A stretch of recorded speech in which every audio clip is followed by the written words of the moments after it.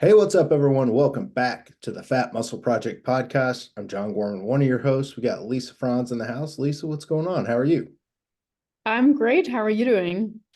I'm good. I am in week 3 of a ketogenic diet, and a lot of people hear that and they're like, "Oh man!" And you and I were just talking before the show. You're like, "Hey, are you still keto?" And they're like, "Yeah, let's kick the show off and talk about that just for a minute." We're not doing the show on keto, but we're going to do a future episode on advanced ketogenic dieting. But yeah, I'm doing good. I feel amazing. I'm running off fats for fuel, ketones, so to speak, and feel pretty sharp, have a lot of energy, and yeah, I'm sitting pretty good. So our Yeah, I topic was today. giggling a little bit when we were speaking off air because we're talking about the science of carving up today, Mhm. and you're currently following keto, meaning probably eating less than 50, maybe more like 30 grams of carbs or so per Yep. day. But I also want to obviously say that you're doing it for health purposes and Mhm. not. Some people hear keto and they're like, oh, it's a way of losing fat and Yeah. so on. And I don't believe that that was your main incentive. So maybe you want to tell us what was your main driver? Yeah, so I know we've also got a question of the week that's going to air after this episode, and it's going to be on saturated fats. And that one's going to be a good one, a nice short one. And we're going to talk a little bit about cholesterol, but that's the main reason why I'm doing keto. And most people are like, wait, why would you do keto if your cholesterol is high? Because most people that know me, I have very high genetic cholesterol. Well, one of the medications that I have to take for my genetically high, like absurdly high cholesterol, it's called a PCSK9 inhibitor. It's not important. It's an injection into your leg every 2 weeks. It's expensive as hell because I have to pay for it out of pocket. But what it does is it helps lower some of those genetic markers. One of the side effects, and unfortunately in the world of pharmacology, sometimes you take medications that you have to have or that you need, and there's going to be a side effect that's not always the best side effect. Well, for a very small portion of the population, which I just knew it would be my luck, when you take this med to lower your cholesterol, there's a very small percentage of people that see their A1C go up. So, for people that aren't familiar with A1C, it's tied to insulin sensitivity. Basically, it's kind of a marker that doctors and the medical community like to look at to see if someone's going to be pre-diabetic, type 2 diabetic. It kind of it keeps you in that spectrum of, hey, we need to keep an eye on this person. Well, the range usually tops out about 5.7 to 5.8. 5.8 is normally the range. Excuse me. And I've always been around a 5.7, even when I'm lean, even when I'm following a low carb diet. And all of a sudden, mine jumped to pre diabetic ranges, eating low carbs. I have metformin as a prescription and I take our GDA. Mine jumped all the way to 6.1. And I was like, well, shit, that's not good. So, the only thing I can do is just go keto for about 8 weeks and clear that up and then retest, because you want to give your A1C about 90 days to retest because it takes time, for red blood cells and your blood to turn over, so to speak, for new red blood cells and blood just to be generated. So, long story short, that's not what this episode is on, but that's why I was doing keto. So, our topic today is carbing up, and no, I won't be doing any carb ups on keto. Not at all, because honestly, that just kind of messes the process up. But I'm loving it. I travel all over the place, as most people know, and it's easy to me. I've got salmon. I love eating salmon a couple times a day. Cheese sticks are real easy to eat. Like it's real easy to hit your numbers with Mhm. keto versus a carb-based diet, and your energy levels are just through the roof. So yeah, I feel really great.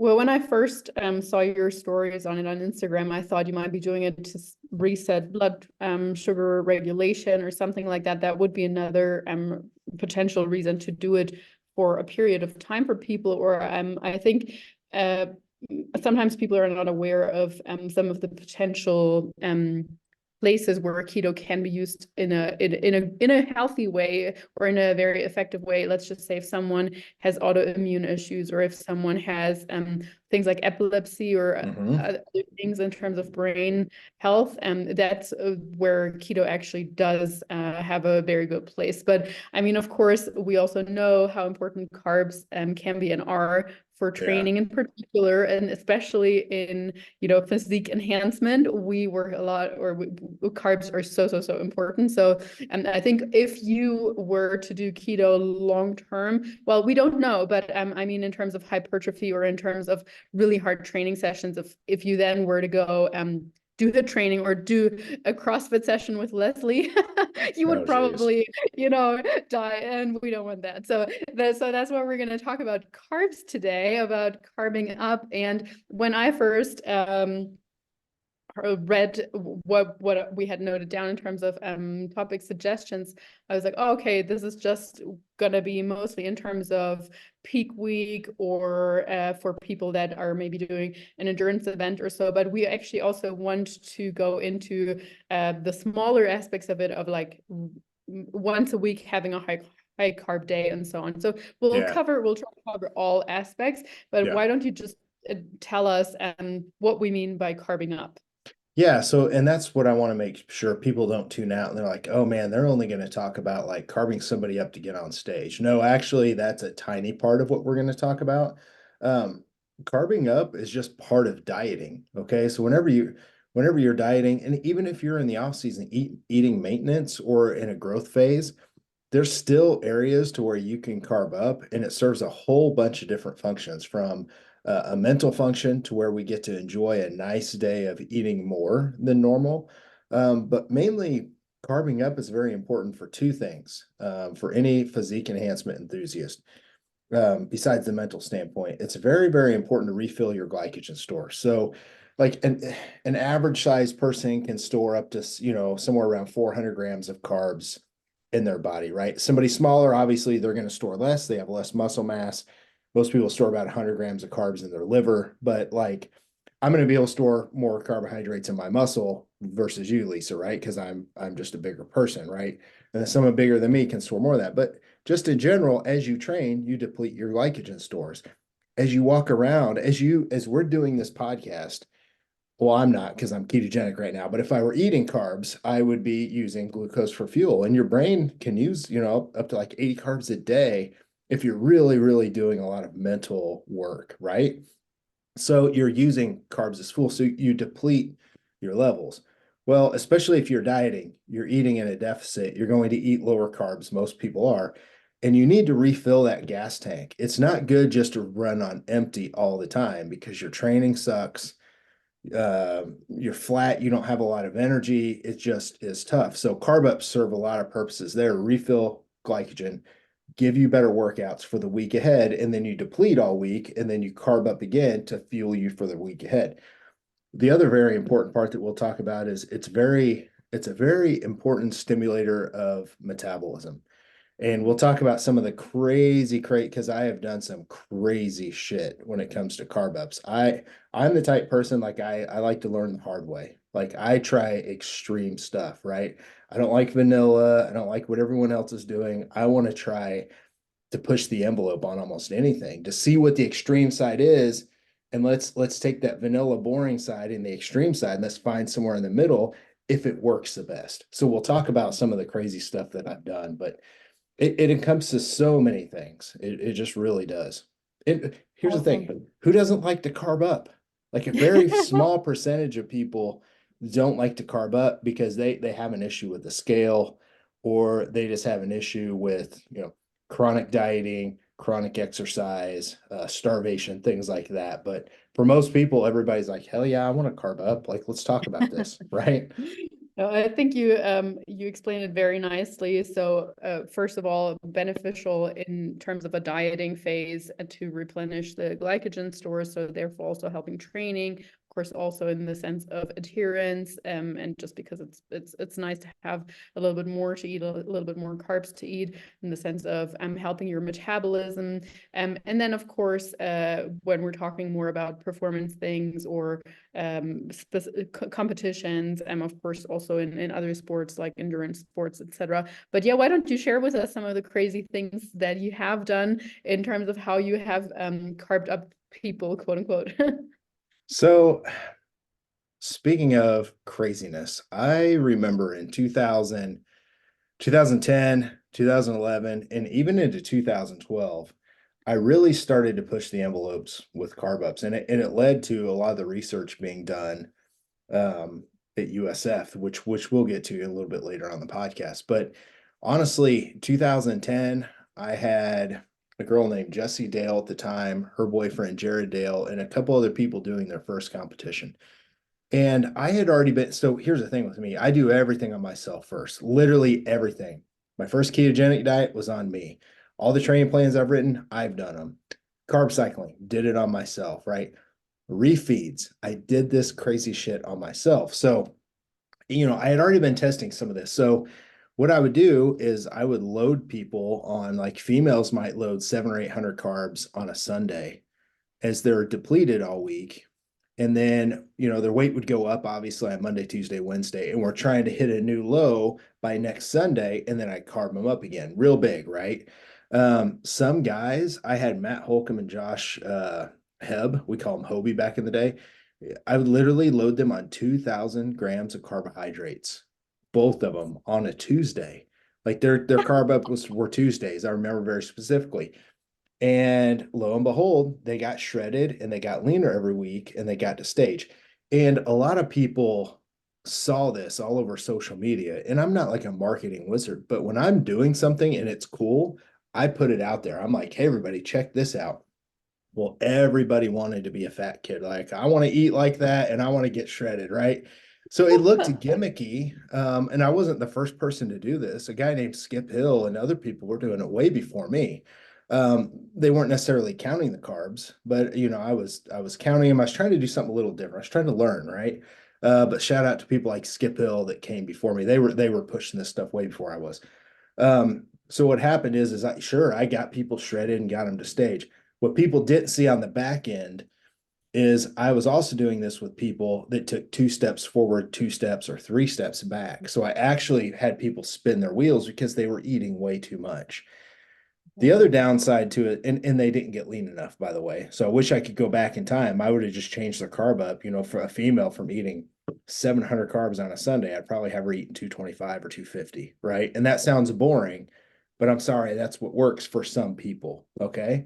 I still have people I might carb up on 700 carbs. It depends on who they are. But the other thing that I saw, and if you're watching YouTube, you can see my hands. If not, just imagine it, right? So on Sunday, you do this giant, giant carb up day, right?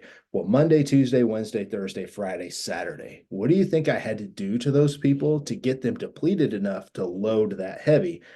They were doing multiple cardio sessions a day, right? Typically, 2 hours of cardio. By the way, I'm not proud of this. I don't do that with my clients now. But back in the day, that's what you had to do to burn off all that freaking food that you're eating from this massive carb up, this massive refeed. So tons of cardio, very low calories Monday through Saturday. So 6 days a week of very low calories, training with weights, normally about 5, 6 days a week at least, all just so you could do these massive carb ups.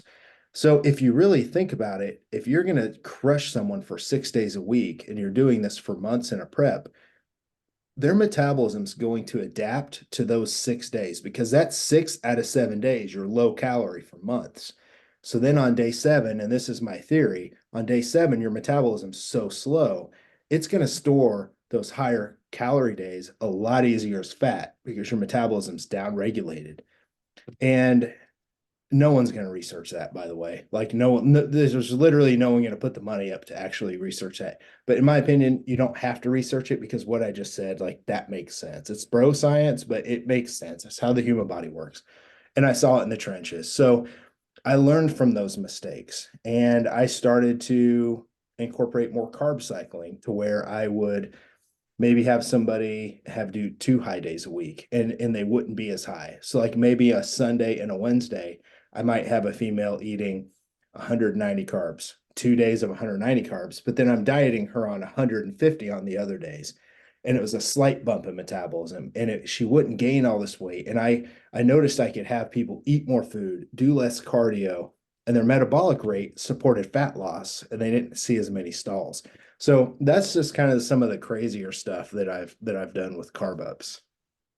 I love that you say you have made some mistakes because I think that is everyone listening. That is such a great sign for a great coach and just like a decent human being also who admits that they have been wrong. I Right. also love that you tried things on your own, on yourself as well, and not just saying, oh, this is what I read, I'm going to do this with my client, and never even doing it yourself either.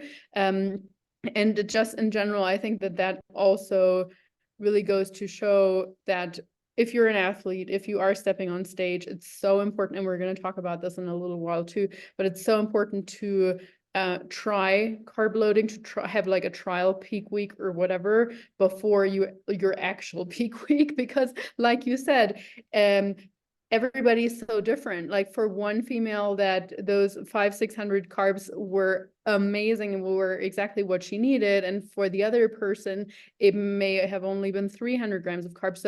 So there is no hard and fast rule, and I could even imagine that each prep itself is different too. Just because some number worked amazingly the first prep doesn't necessarily mean that it is what's the right number the next prep as well. So I do think that that is really, really important to keep in mind. But I also want the listeners to take in what you said in the sense of now having a bit more balance and kind of aiming more for moderation in the most part, because these other 6 days or so, you really had to, these athletes probably went through a lot in terms of restriction, in terms of the work that they put in. And while that one really, really high day might sound like fun, is it really worth the sacrifice these other days, especially if it comes at the expense of the metabolic rate? Probably not necessarily, or at least not in most cases, I would say. So yeah, I love all of that, and specifically the point of where you said you're learning and you have learned from your mistakes, and so do we all, right? Like we learn from experience, and also just admitting to our clients. And I think that's the best thing we can do as coaches. Even just saying like, hey, I would like to try this new method or this different thing that I Mhm. have read about. Is that okay with you? I think you would be an awesome client, as opposed to just springing something on them and without letting them even know. Yeah, I agree 100%. And there are so many clients I wish and here's the thing, they still got good results. I had very few clients that weren't happy with the results they want, but I'm especially when it comes to somebody stepping on stage, my reputation's at stake, and I'm such a perfectionist that there's so many that if I could have gotten 3 or 4 or 5 more pounds off of them, they probably would have won, or they would have placed better. And it just would have been, instead of looking awesome, it would have been like looking insane. Right. So Yeah. it's those tightening of the screws. I'm always looking for ways to tighten the screws, so to speak, to trim the dead leaves off a plan, and let's tighten it up, and let's see if we can clean things up. But yeah, it's a lot of trial and error, and people are scared. Like people are scared to do a lot of carb ups. But these days, like I said, I generally, when I start dieting someone, I have a low day diet and an off day diet, right? So that's someone's in a deficit. So I'll give an example. A female just coming straight out of the off season, or a female that's already eating enough food, maybe I start her diet at 1,500 calories a day, for example. If she was eating, say 1,900, I'll start her at say 1,500. And I'll put her carbs somewhere around, 150-ish range, and most days will be 150. Her low day or her off day might be 125 because she's not working out. So I want a deficit on that day. And if I'm trying to diet 15 pounds off of her, that's a good starting place. But then she needs to carb up once a week, because most people aren't just going to be able to diet on 150 carbs a day. At some point, their glycogen is going to get low. They're going to have cravings. So typically, I'll bump someone up about 100 carbohydrates. And on the carb up days, I like to look at getting back somewhere around maintenance. And the reason being is, if you're going to diet someone and you've got time, not every day for months on end needs to be at a deficit. You can go back to maintenance once a day. And actually, what we see when we do this is a lot of people, it drops cortisol so much and speeds the metabolic rate up. They actually drop even better. And that's the whole point. And that's what we studied at University of South Florida, myself, Bill Campbell, and other people when we did the first refeed study, which we'll get to. Um, but you need to have, so like I might carb this lady up on 250 carbs, right? Or maybe 225, and that gets her somewhere back up to, around 1,900 calories or somewhere in that range, right? I don't have the numbers in front of me. But then you feel good, and then you push harder. the day Mhm. after the carb up. You push harder for 2 or 3, 4 days because you're full of glycogen, you have energy, and you got to mentally satisfy yourself. So like it makes dieting more sustainable, more adherable, and that's super important. So carb ups are very important, not just for the physical stuff, but for the mental stuff too. And I see so many people avoid them because they're scared that their clients are going to gain weight, they're going to gain fat. Like if you weren't gaining fat on 1900 calories and that was your maintenance, why do you think you would gain fat if you're dieting on 150 carbs and 1500 calories? Now you jump up to 18 or 1900 calories. You're just going back to maintenance. You're giving your body a slight break. But people are scared to death because people they'll gain a pound, right? From the glycogen in the water, and you're filling back out. But then you hit a new low the next week. So why do you care? So it's very hard for new coaches to do because it makes them nervous. Well, I think education and communication, once again, is such a big part on that front. So like even managing your clients' expectations when you do tell them like, hey, from a physiological perspective, you are going to retain more water. You're probably going to feel a little bit fluffier the next day, potentially, Mhm. potentially, not necessarily, but potentially. So this is what could be happening. The scale is going to go up. Prepare yourself mentally for that. But that's all exactly, we're calculating that. But yeah, in those instances, I guess, is that when you would speak more of a refeed as opposed to, when people often hear carb loading or carbing up or whatever, traditionally, I guess or at least I first think of a longer period where versus like 1 or 2 days, I would usually think more of as in a refeed. Is that what you would, I guess, connect with that also? Yeah, so like refeeds, carb ups, there's even cheat meals, right? And just high calorie days. We can break down the difference between like, cheat meals, fatty And meals, we've burger we've had a fries. full episode on the cheat meals versus refeed, right? But yeah, I Yeah. think that's a really good point.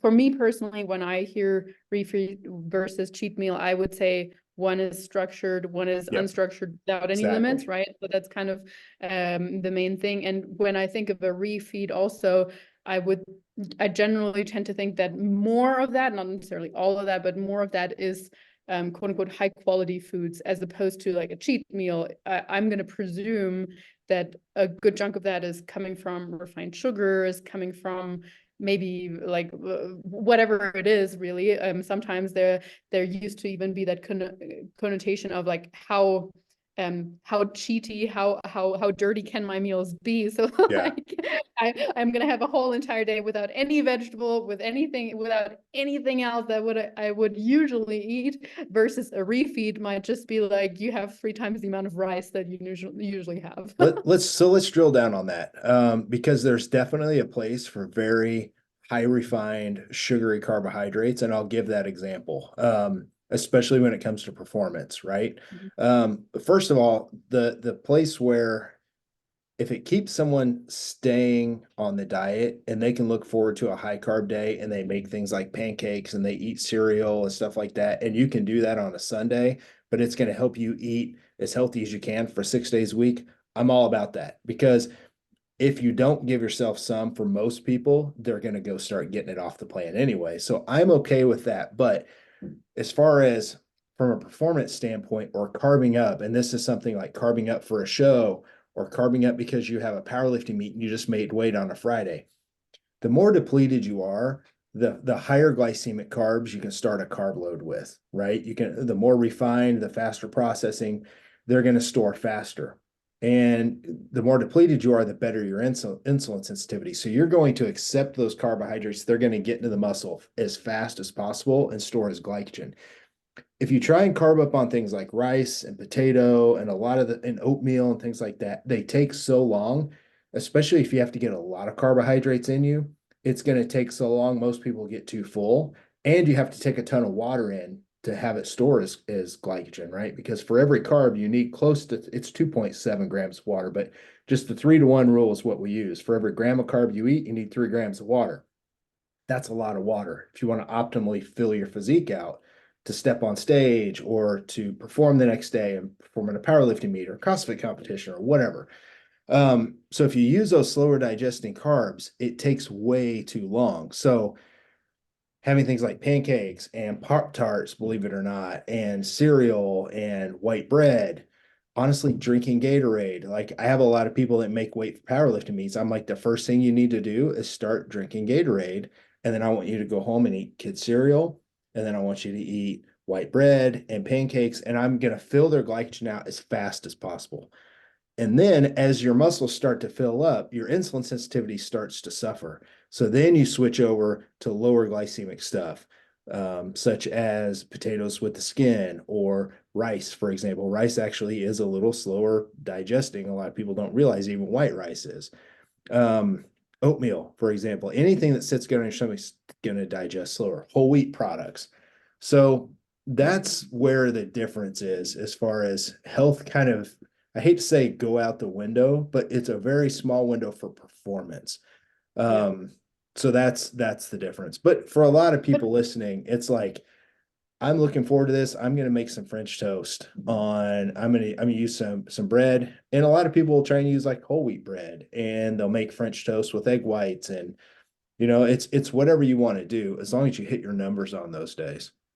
agreed, yes. Yeah. You also noted down in our show notes that sometimes you use carbing up when weight in fact is dropping too fast. So Mm. what would constitute as too fast, or how might people notice that that would be a good strategy for them? So I've got a client. He may be listening right now. His name's Tony Smith. I actually his fats aren't super high, and he's been dropping really fast. So I've done two things with him in the last 2 weeks. I'll talk about both.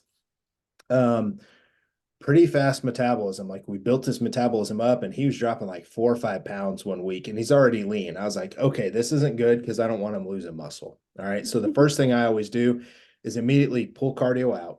You don't need to do cardio. You're dropping too fast. Like let's pull cardio. Let's feed you. Let's fill you back out. So the first approach I use is if someone's not eating a ton of fat and they're dropping too fast, you need to have carbs and fats because fats will also fill out intramuscular triglycerides. You can fill out with fats too. So I looked for a cheat meal and I went and had him do a large deep dish pizza. Okay, lots of sodium, lots of carbs, lots of fats. And he did that plus his normal diet that day. And then I had him send me his weight every day for like the next few days after.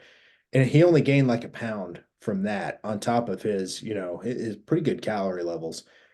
So I watched it and then he started dropping again real hard. I was like, all right, here's what I want you to do. So I had, and I wish I had his numbers in front of me. I can't remember how high his high carb day is, but it's pretty good, pretty high. I had him do 4 high carb days in a row, and he's in the midst of doing that. And he's also messaging me his weight every single day.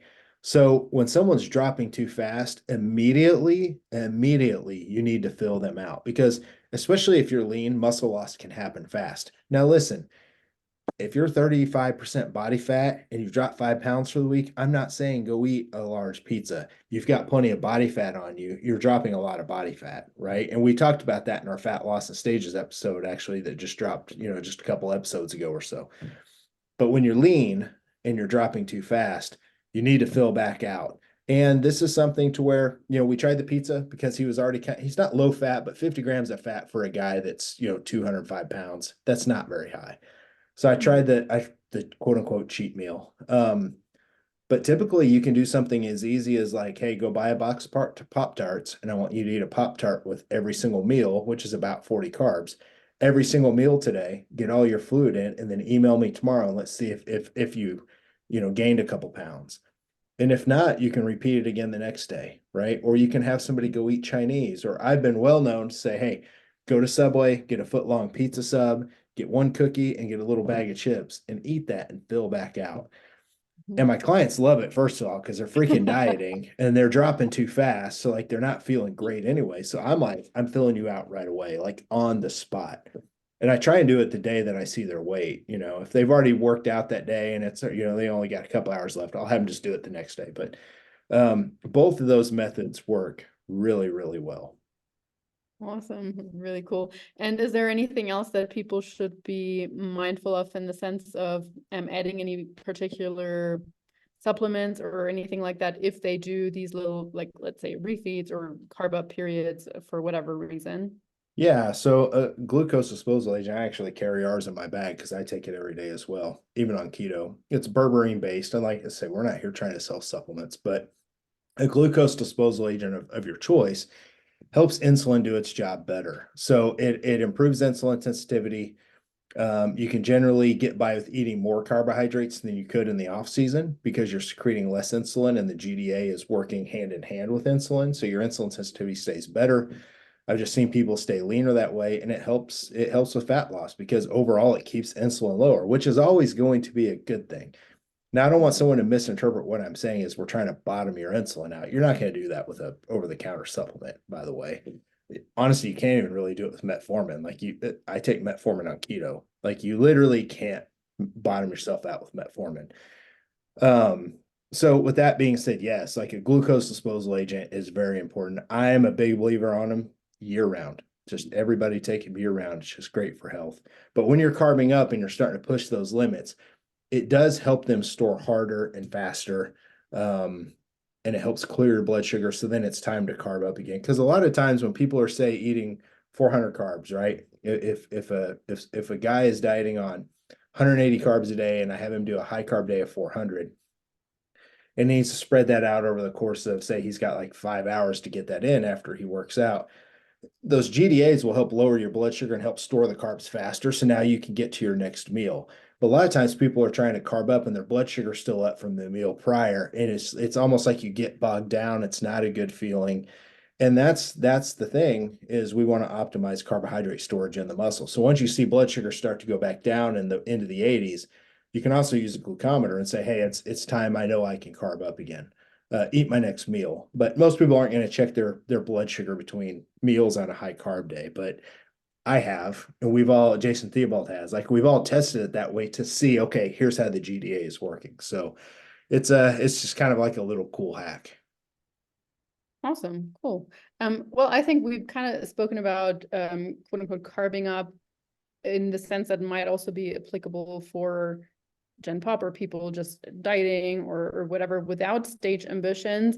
But I would love to kind of go over like how that process would look like in a peak week. So like what day do you start with carb Mm. depletion?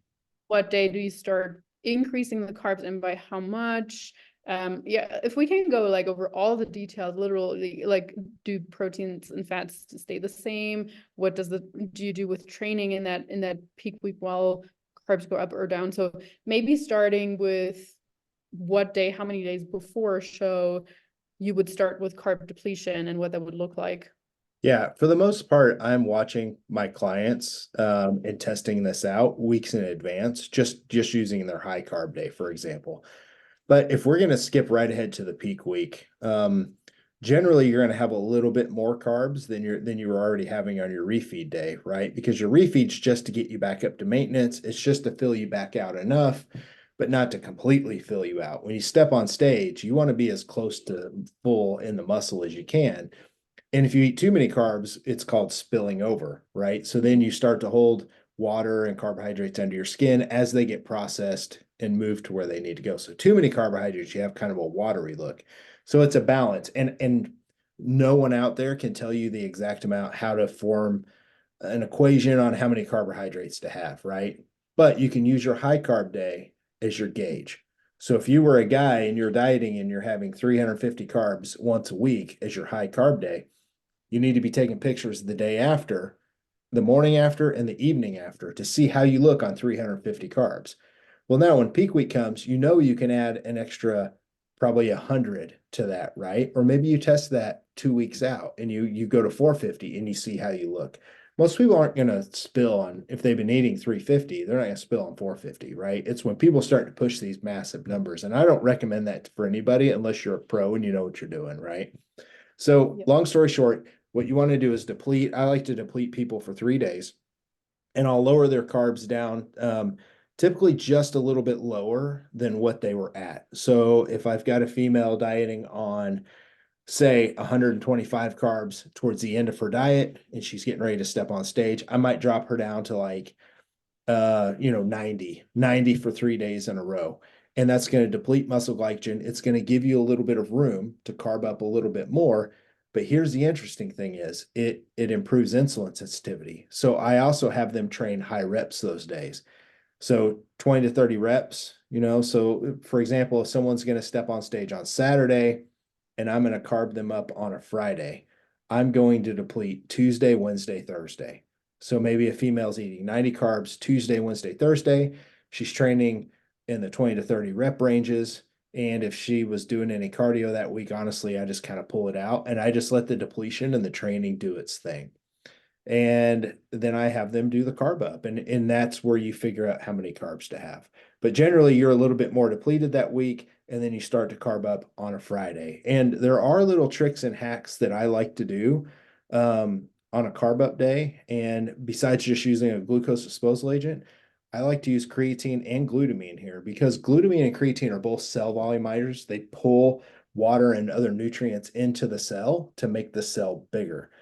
So especially with creatine, you don't hold creatine under your skin, you hold it in the muscle.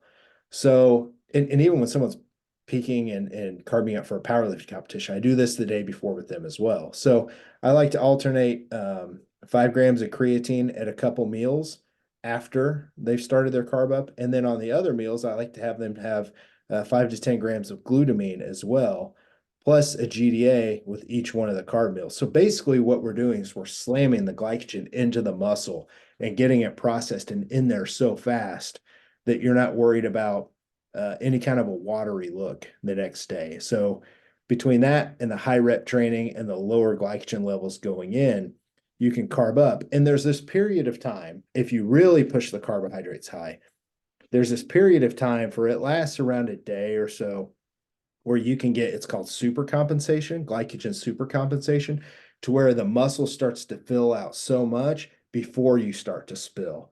And the only way to really achieve that is to really deplete the muscle cell down to a really flat level. And then you start to fill it out like a water balloon. And you want to fill it to the point to where it doesn't bust and you get water under your skin, right? I mean, it's not going to bust, but you get the analogy.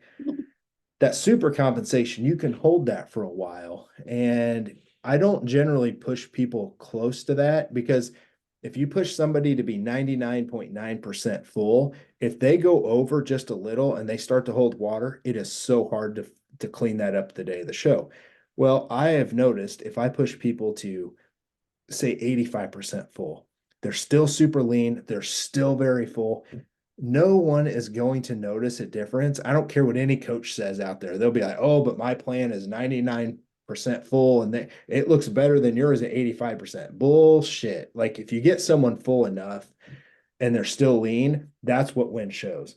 So I like to push people high, but not to that 99% threshold because like I said, once you spill, good luck cleaning that up because now you're looking at slamming water. Some people will take a diuretic, which flattens you back out because you're trying to now move the water under the skin off of you. You've got to do like high reps to try and move the water and the glycogen in. It's just a shit show. It's a mess. So that's the approach I like to take for peak week. And at some point, maybe we get a few coaches on, Cliff and Pete are part of our fat muscle team.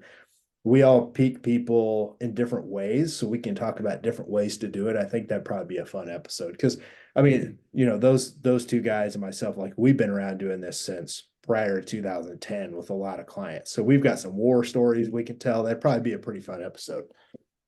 Well, awesome. I do love how specific you already got here even, but I do think that it would even lend for a whole episode.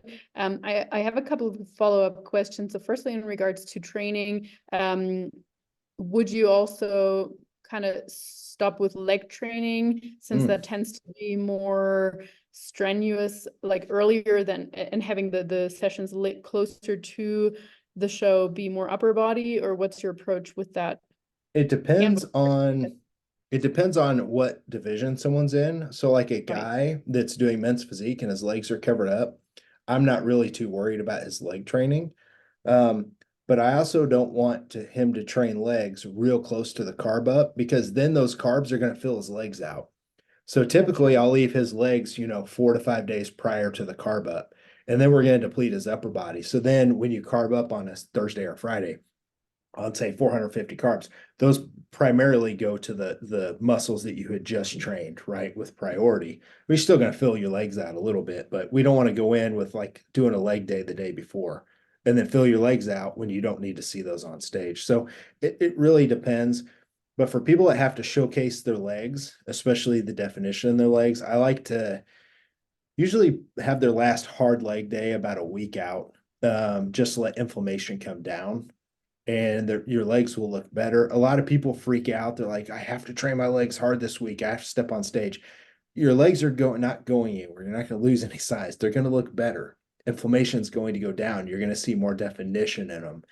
And honestly, I do that the whole peak week. I do is kind of, it's not a full deload, but you're pulling back quite a bit. Like you're not doing these super hard strenuous sets to failure. You're training a little higher rep. You've pulled all the cardio out. You're letting your legs chill. You're focusing on sleep, and it's about getting cortisol and inflammation down. And that's what my focus is there. But Okay, as far as training, it just really depends on the category. makes perfect sense. Yeah. And then, I mean, you gave us a rough idea of what happens with the carbs. Do fats and protein just stay literally the same and carbs is all that you manipulate, or does that change also particularly with fats? Great question. Great question. And there's a lot of coaches that do it differently. When I'm manipulating carbohydrates, I don't really play with protein and fats because generally they're already set.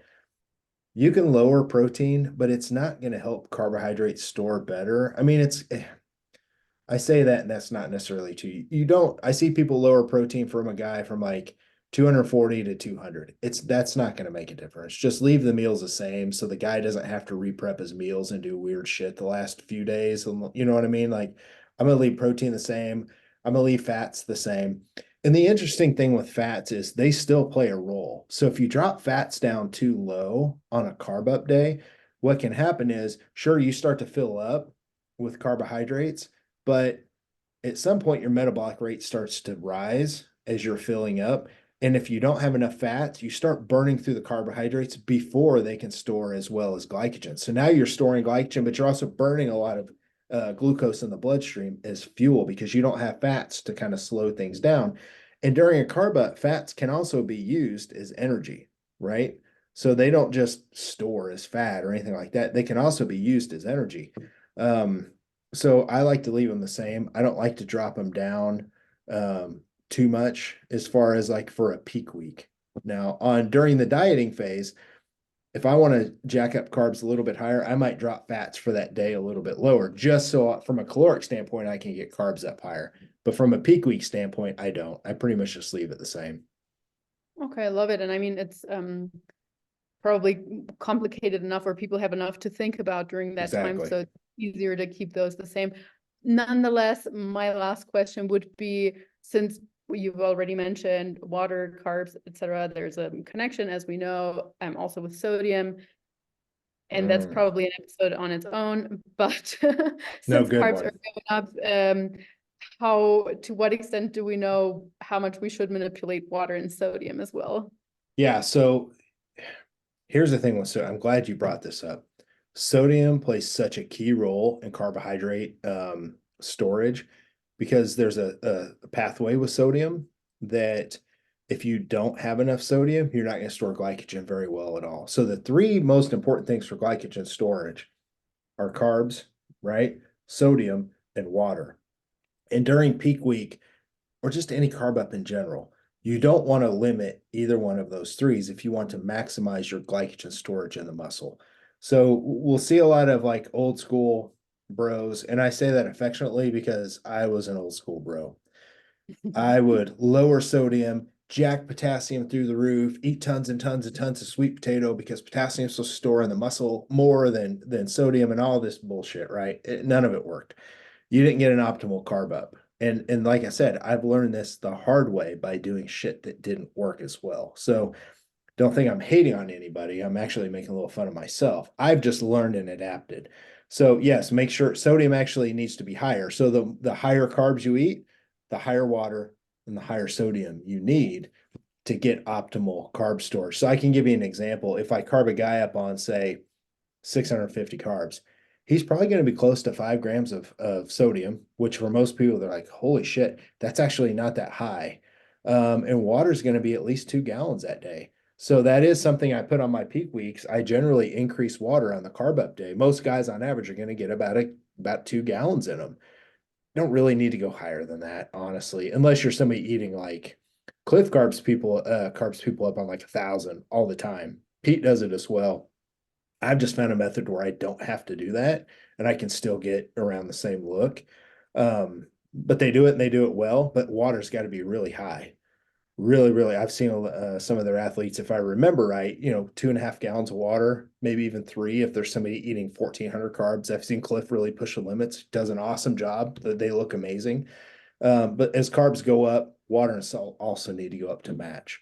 And I would So it's assume that that's something that you test along, on the refeeds or on the let's say mock peak weeks prior, because you want to know how much exactly of each one of those too. Yeah, it's easier on my end because most of them are making sure they've got enough salt in their diet anyway. So most guys are probably going to be well over 3 grams of salt anyway. Because in my notes I send them, I want them salting their meals. I want them taking sea salt with meals during their training. And my carb ups aren't gigantic and huge for peak week generally. So I don't have to do a huge increase. I just make sure that they add a certain amount on carb up day and they get 2 gallons of water and it pretty much covers them. Now, this is now I want to do a peak week episode because I want to get Cliff and Pete on here to talk about because Cliff specifically has a very cool way that he figures out, okay, well, here's how I know how much sodium, potassium, like he has them eat certain foods containing Mhm. potassium and he makes sure that he hits all those numbers and a certain amount of water. So that'd be kind of fun to hear. Sure. Yeah, Yeah, I just awesome. We'll see that we can make that happen. But I still think you painted a really good picture. In either way, whether someone wants to do or more refeed days or carb loading periods in their usual diet, or is thinking about stepping on stage, in which case they should be working with a coach anyway. But yeah, I think that was awesome. I hope we covered most aspects of that. And we are going to talk about another really awesome topic, which of course is also helpful for peak week, and that is a recovery. So we're going to have a recovery masterclass. We're going to cover training, nutrition, supplements, sleep, lifestyle, everything else. So I'm excited for that. But yeah, thank you so much for giving us this really, really broad overview. Yeah, this was fun. You did a great job putting these show notes together and coming up with questions, obviously, because there's stuff I forget, especially sodium. Huge, crucial. How the hell did I forget to add that to my part of the show notes? So thank you very much. Like you always do such a great job. To all of our listeners, we appreciate you all. If you would, please just hit pause, hit the star reviews for us. We appreciate that. If you could write something there, that's awesome. But the more reviews we get, the better this shows up and the algorithms. Like we're trying to get this content out. So if you found this helpful, we just ask that you share it with a friend. You text it, share it to a friend, tag us on social.